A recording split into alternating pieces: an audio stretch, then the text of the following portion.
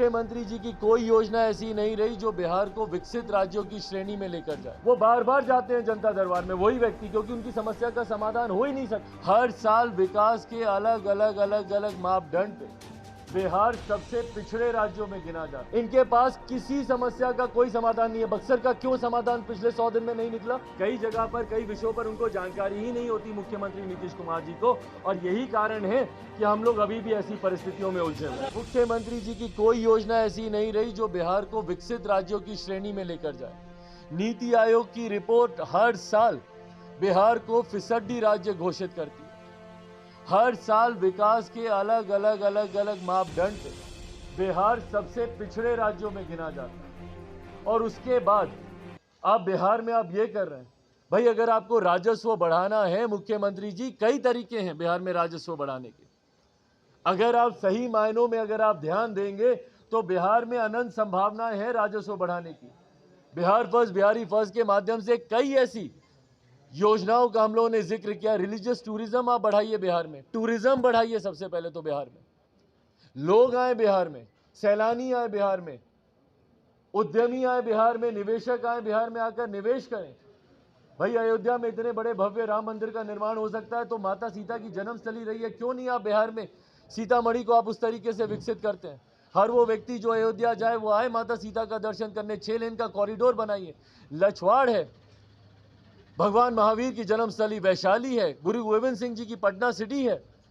क्यों नहीं इन तमाम क्षेत्रों को विकसित किया जाता है? बोध गया को क्यों नहीं आप इंटरनेशनल टूरिज्म स्पॉट बनाते हैं? अंतर्राष्ट्रीय सैलानी वहां पर आते हैं, क्यों नहीं उसको वर्ल्ड क्लास की सिटी यहां पर बनाया जाता है? ये तरीके होते हैं राजस्व बढ़ाने के। क्यों नहीं कारखाने लगाए जाते, यूनिट्स बनाए जाते? फूड प्रोसेसिंग को लेकर क्यों नहीं यहाँ पे बढ़ावा दिया जाता? हाजीपुर में केला बनता है, भाई उस केले की जब प्रोसेसिंग हो जाती है, उसके जब चिप्स बनते हैं, डाउन साउथ जाके केरला जाके वही चिप्स के पैकेट इतने महंगे हो जाते हैं।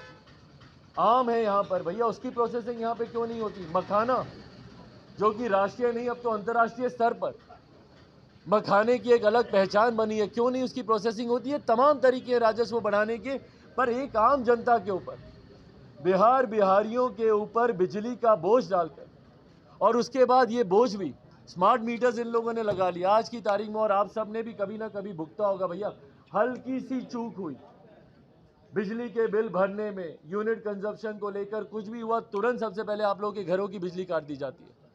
आम बिहारियों के घरों की बिजली काट दी जाती है। एक जनप्रतिनिधि होने के नाते मेरे पास निरंतरता में समस्या आती है, भैया हम लोग का यहाँ पे बिजली कटा हुआ है, बिजली कटा हुआ है, इतने समय से कटा हुआ है, इतने समय से कटा हुआ है, जबकि उसमें संभवतः गलती आपकी होगी, गलती उसमें आप ही के विभाग की होगी, पर उसके बावजूद भुगतना आम बिहारियों को कर देना चाहिए था। पर वो जो राजस्व का लॉस हुआ, जो रेवेन्यू का लॉस हुआ है हमारे स्टेट में, उसको कंपनसेट आप कैसे करेंगे? उसके लिए आपके पास क्या विजन है? मैं दावे के साथ कहता हूं मुख्यमंत्री जी एक आइडिया आपको नहीं दे पाएंगे। तो ऐसे ही जब ये लोग जाते हैं जनता दरबार में, धीरज जो आपका सवाल था, जब ये लोग जाते हैं वो बार बार जाते हैं जनता दरबार में, वही व्यक्ति, क्योंकि उनकी समस्या का समाधान हो ही नहीं सकता। आज की तारीख में आप पूछे ना, मैं अभी जा रहा हूं, थोड़ी देर के बाद मैं सिवान जाऊंगा जहां पे लोग जहरीली शराब से मरे। क्या है मुख्यमंत्री जी के पास विजन की भैया अगली बार कम से कम कोई जहरीली शराब से ना मरे? क्या सोच है, क्या नीति है उनके पास, क्या पॉलिसी है उनके पास? ऐसा वो क्या करेंगे ताकि ये लास्ट इंसिडेंट हो ऐसा जहरीली शराब को लेकर? नहीं है उनके पास भैया। इस कानून को और सशक्त करने का क्या माध्यम है? नहीं है मुख्यमंत्री जी के पास माध्यम।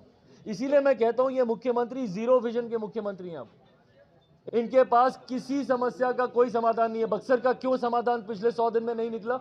किसान आज भी उचित मुआवजे के लिए वहां पर बैठे हुए हैं, उचित मुआवजे की मांग कर रहे हैं। भाई सही है, भाई जिसकी जमीन आप 2022 में ले रहे हो, आप उसको 2013-14 वाला मुआवजा क्यों दे रहे हो? क्यों दे रहे हो? पर क्या सोल्यूशन है उनके पास? कोई सोल्यूशन नहीं है, क्योंकि उन्होंने कभी रिव्यू ही नहीं किया। जो वो वहां की जमीन के जो रेट्स होने चाहिए उसका रिवीजन ही नहीं हुआ अभी तक। तो किसी समस्या का समाधान मुख्यमंत्री नीतीश कुमार जी के पास आज की तारीख में है ही नहीं। और ये सिर्फ जन जागरूकता से ही, जनता के जागरूक होने से ही अब समस्या का समाधान निकल सकता है। और यही प्रयास आज मैं आप लोगों के सामने कर रहा हूं। चिराग जी, आप क्यों नहीं चीफ मिनिस्टर से मिल करके स्वयं अरे प्रभु, मैं भगवान से मेरी मुलाकात हो सकती है, पर मुख्यमंत्री नीतीश कुमार जी से नहीं हो सकती। सिंस 2020 से मैं प्रयासरत हूं कि मैं मुख्यमंत्री नीतीश कुमार जी, उस वक्त कोरोना के वक्त वो तस्वीरें हम सब ने देखी थी, कितने बिहारी परेशान थे।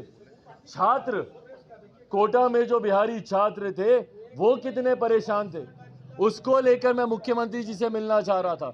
तो मैं तो भैया 2020 से मैं प्रयासरत हूं, और मैं ही नहीं, उनके पार्टी के नेता जब उनसे मुलाकात नहीं कर सकते, उनके संसदीय बोर्ड के अध्यक्ष उनसे 2 साल में मुलाकात नहीं कर सकते, तो चिराग पासवान की क्या हैसियत कि मैं जाके उनसे मुलाकात कर पाऊं।